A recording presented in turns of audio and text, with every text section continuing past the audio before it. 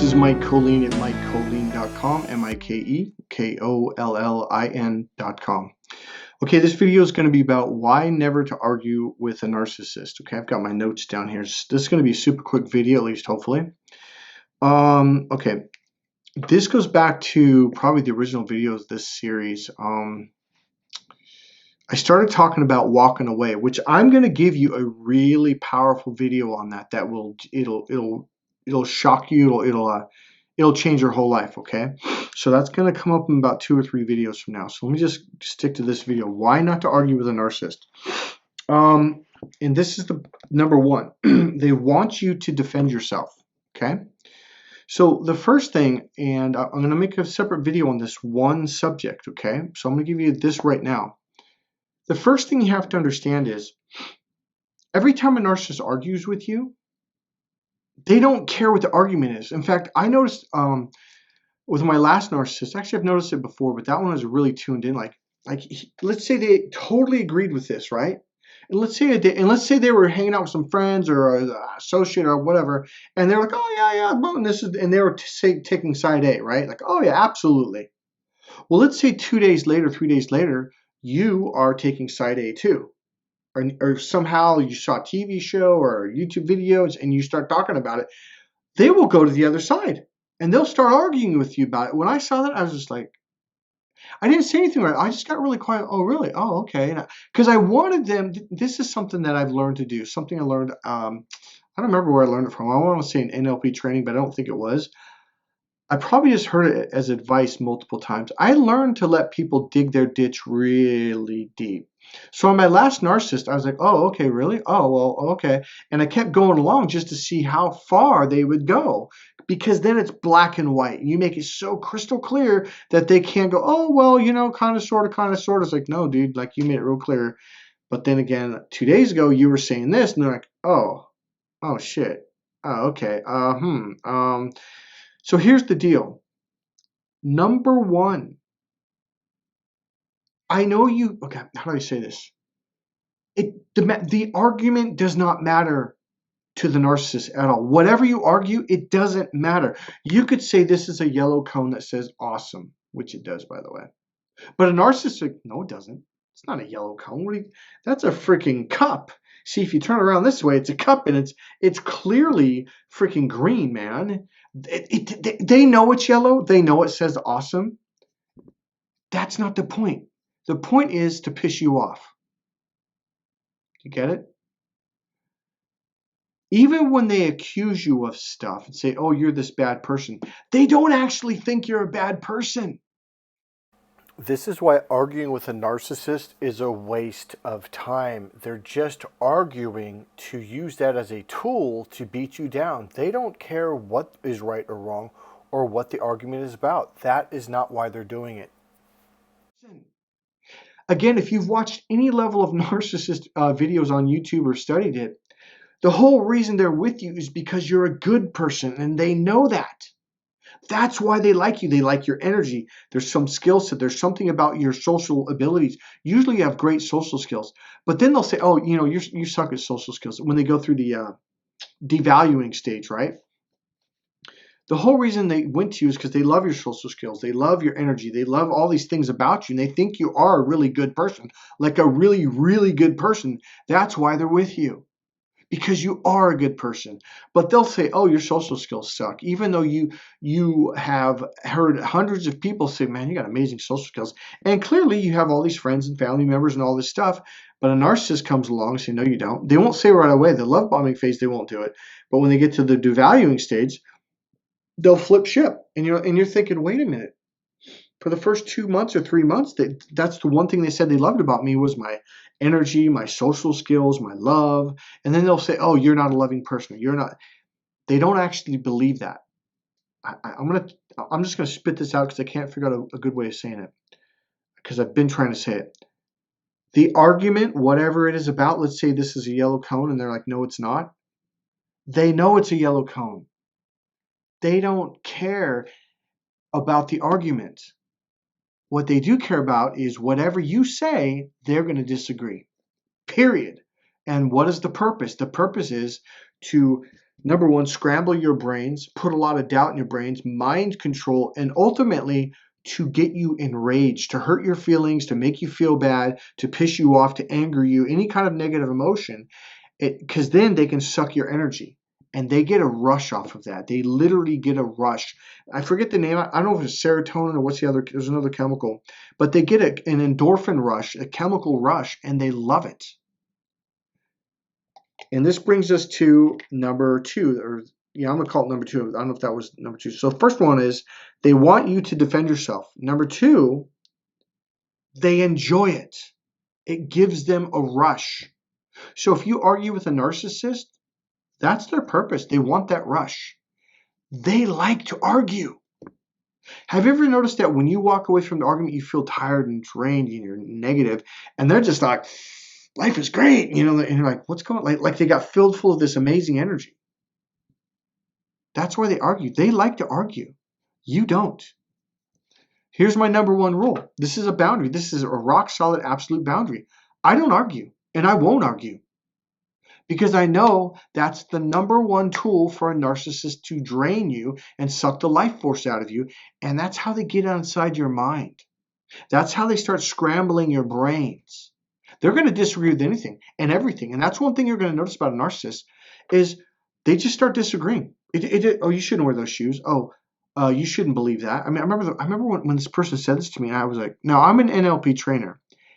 And whenever someone says something about rules, beliefs, or values, that makes me go, what? I tune in. I become very conscious. Wait, what?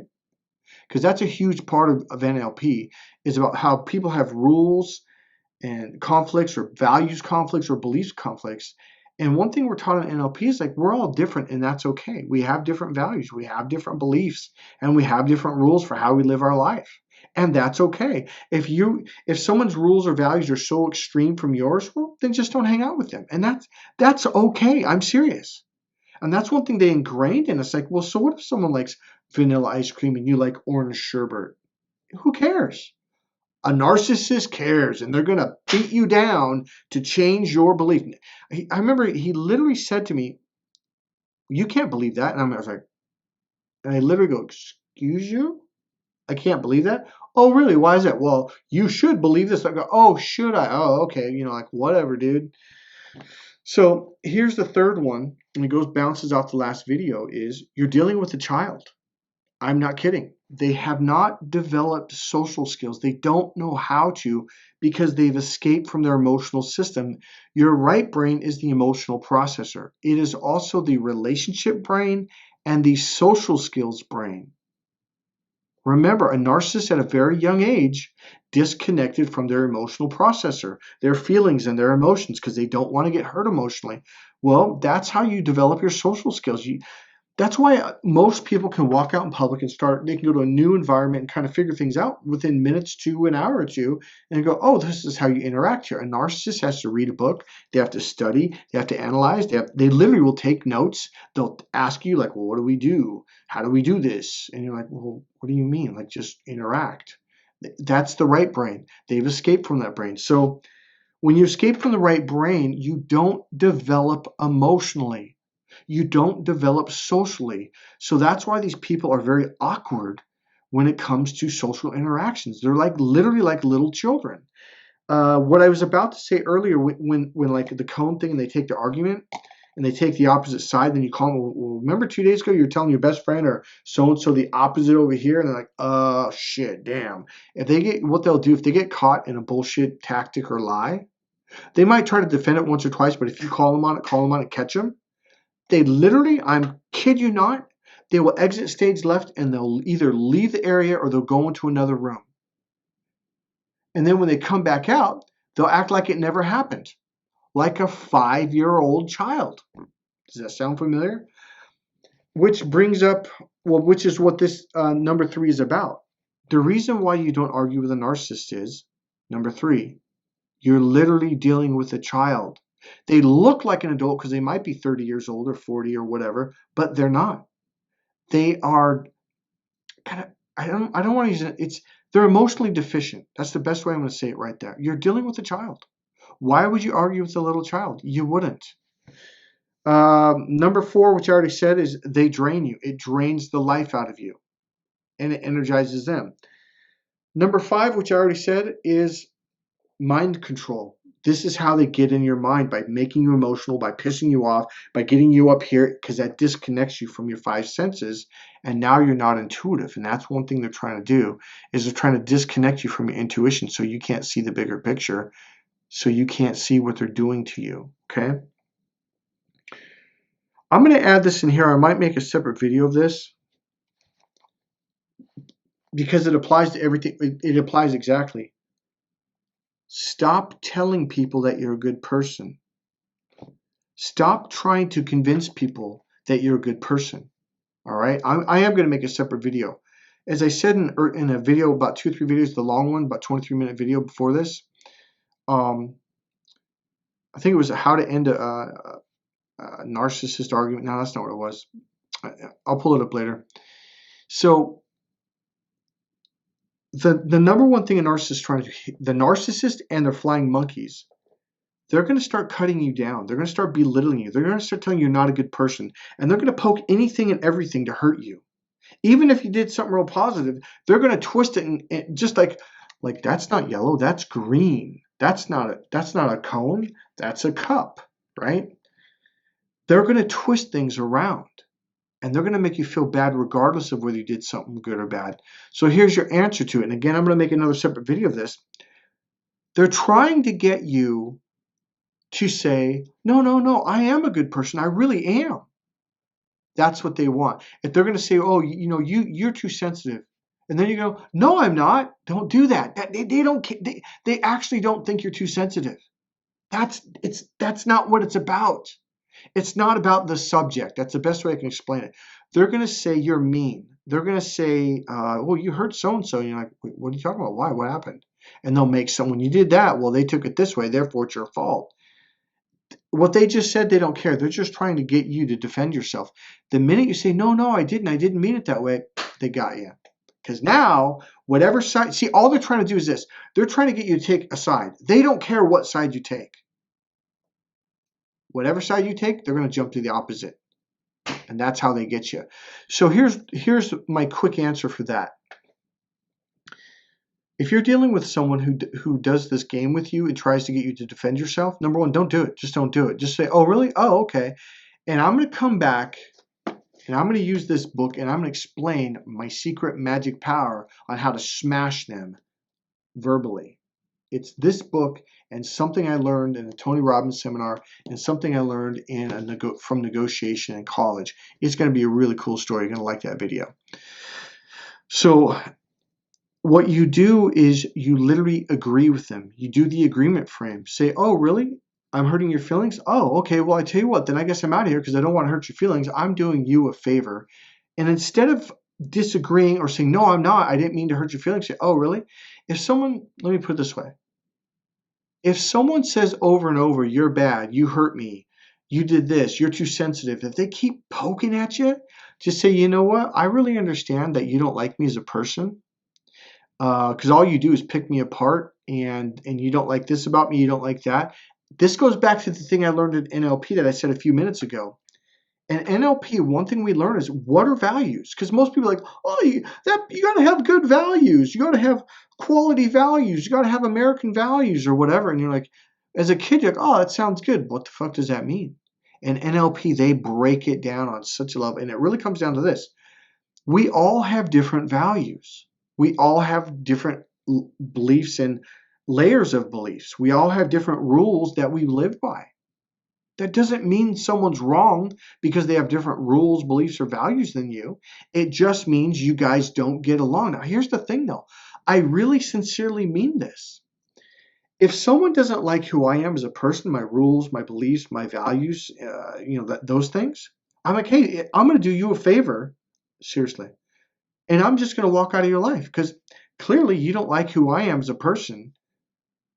And I'm just going to get out of here and I'm going to make another video about something I did with a friend who is now a friend because I called him on his bullshit because I was like, I'm sick and tired of this. And I said, why do you keep inviting me over? And yet every time I walk away, someone's talking shit behind my back. I go, I'm not doing this no more. Don't ever call me again.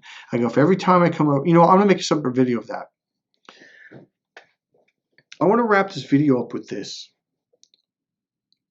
I legitimately believe and feel, okay, here's what it was. I've been coaching men and dating relationship coaching for a long, long time. And one thing I found out that a lot of men will do, and I used to do it, on the first date or first few dates, let's say the girl's doing something that you just can't handle, like oh my god, that irritates the fuck out of me, or I don't like that, or oh my god, how could she believe that, or think that, or how could she treat someone that way? Well, that's your red flag to walk away. And this is why I've been dealing with narcissists so well, because it's like when these red flags go up, I'm like, yeah, that's not for me. I'm not. There's literally no judgment. It's just not who I am as a person, and I don't allow that in my environment. So I'm gonna take myself out of that environment. So see you later. Okay. So I tell guys, I'm like, well, so let's say this guy was been in a relationship for like 2 years. First they were dating for 2 or 3 months, and then they decided we like each other, we're gonna be in a relationship. But the problem was, all along on the very first date, she used to bite her fork, right? And it drove him freaking nuts. Like something like, why? Well, to some people, it's the same thing as scratching the chalkboard with your fingernails. Yeah, I'm getting you right there, aren't I? It's the same thing, right? And so I'm like, well, how long? So let's say 2 years later, I can't stand it. She always bites her fork. And you're like, really? So this is how it usually will happen. He'll be on a date with his girlfriend or wife, and they're out to dinner about 2 years later, and she bites her fork, and he's like, why? And he just blows up. Why do you always got to do that? Every fucking time you eat your salad, you got to bite the fork. And she'll be like, this bothers you? Because you got to see it from her side. She's like, this bothers you? He's like, I can't stand it. And she's like, how long has this been bothering you? Since the first date. And she's like, you waited 2 years to tell me this? This is where people mess up in all kinds of relationships. And fortunately, it absolutely applies to narcissists. If someone does something that you literally can't stand, you need to say something right away and say, hey, do you have to do that? They might say, yeah, I'm not going to change. That's when you say, you know what? It's nice to meet you. I can't deal with that. That's not, not going to vibe with me. And you just walk. Guess what? It works with narcissists too. Hey, this is Mike Colleen at MikeColleen.com. I've got better videos coming up, I promise you.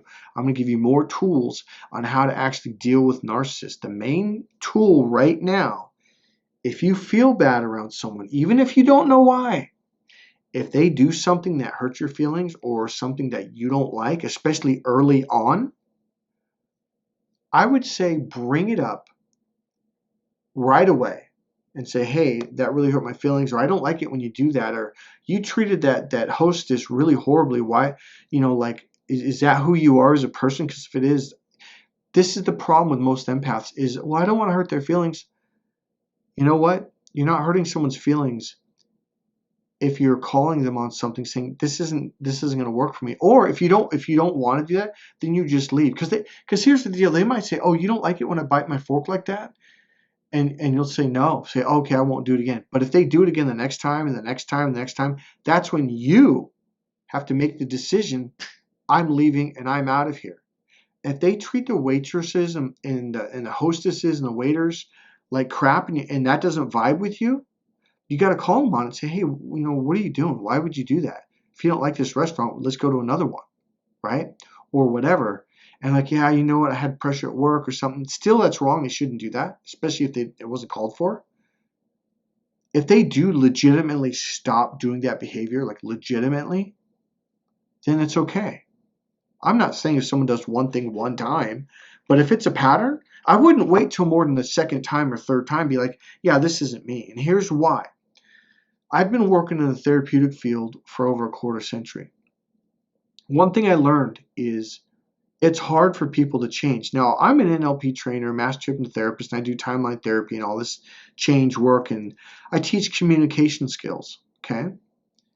People can learn better communication skills, and that can help, because a lot of times when people like lash out at someone, it's because they don't have these social skills, relationship skills, or communication skills to do it in a more effective manner. So they're kind of left with, and they lash out. So here's my point. Let's say it's a psychological issue they had from childhood. Someone did something to them or their family or, who knows. It may take quite a while in therapy for them to change. I don't know, it could be 6 months, it could be a year, it could be 2 years, depending on if they're willing to deal with it. So you have to realize, like, they might legitimately be like, oh, I won't do it again, but they keep doing it. It's ingrained in them. And until they get long-term therapy, it's not going to change. So you have to understand. That's why when I'm dealing with someone like, yeah, this isn't going to work, I just say, hey, this isn't working. And I walk. Now, they may not understand everything I just told you. But because of my understanding is change can take time. And somebody has to really want to change. A narcissist doesn't want to change. What they want to do is change you, meaning push you down and bring you down and hurt you, because that makes them feel good about themselves. All right. The other thing is values, rules, beliefs. We have different values, rules, and beliefs. And one thing, okay, let me wrap it up with this. This is a good one. One thing I tell people is you don't need to change for me. And I mean it legitimately. And you shouldn't have to change for them or for me either. You come together and it's either a good fit and you're like, okay, this works, or it doesn't. Okay? And if it doesn't work, we'll catch it early on and be like, hey, yeah, this doesn't work. And, hey, good luck with you. I literally will tell people, like, hey, I'm not asking you to change. I'm just realizing, like, this isn't working for me. And it doesn't mean you're a bad person at all. It just means I don't like this behavior, or I don't like this way of interacting, or whatever it is. And that's okay too. And you know what? When I get to this book, you're going to learn some tools. When I Say No, I Feel Guilty by Manuel J. Smith. Go and buy the book. But I will give you the tools in a video coming up and explaining what that and a couple other things I learned in some seminars and a negotiation. It was a negotiation I did in college. It was pretty awesome. I won the tournament. So let me kind of back out. So all I'm saying is this. Now that I know all these pieces about we have different values, rules, and beliefs, behaviors can take time to change, okay? It's not going to change overnight. So you have to keep that in consideration. So this is one thing I do. I may tell someone like, hey, why don't you go find someone that can help you? And give me a call in 2 years or 3 years if you've legitimately changed. If you haven't, then I'm going to cut it off real fast, okay? Don't be afraid to walk away. Walking away from problems can be extremely empowering. The reason why some people succeed in life and the reason why some people get stuck and go down is because the people that succeed realize, hey, this is a problem. This isn't working for me. It doesn't work in my system. So let's go our separate ways. I wish you all the best and all the luck and all the blessings in the world, and then just go your separate ways. Because then, now watch this. Now you can meet people whose values, rules, and beliefs interact with you very well. It doesn't mean they have the same exact values and beliefs, but you might have values and beliefs that interact in a synergistic way that really helps the both of you. That's the difference between people who thrive in life and people who struggle in life. Is let go of the anchors. Let go of the people that hold you back and weigh you down and cause you stress and problems. Let go of those people. And this is what I tell people in dating relationships.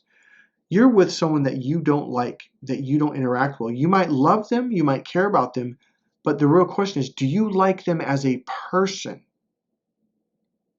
And a lot of times the answer is like, no, I don't. Then go and find someone that you do. As long as you're with this person, you're stuck. You're not going to be happy. They're not going to make you happy. Life can be a lot smoother if you do this one thing. It's learning the art of letting go and going down the river and meeting with someone who's going in the same direction. Because a lot of times people are going in the opposite directions. And this is exactly a narcissist and an empath's nightmare. A narcissist wants to pull you down. They're like, no, come be miserable like me. Be angry. Be hurt. Be a mean person. They're trying to turn you into them, into a demon. I'm not kidding. And you're saying, no, come up to heaven, be nice and be honest and add clarity to conversations and speak in a way that people can understand you with clarity and understanding. And they're looking at you like, what are you, nuts? Get back down here. And that's the problem. You guys have this power struggle dynamic. And when you let go of it, you get to fly with the angels. Hey, this is Mike Colleen at MikeColleen.com. God bless you guys. Life can be a joy. You can enjoy life a lot more than you have been. Go to MikeColleen.com, MikeKollin.com, and click that subscribe button, okay? See you.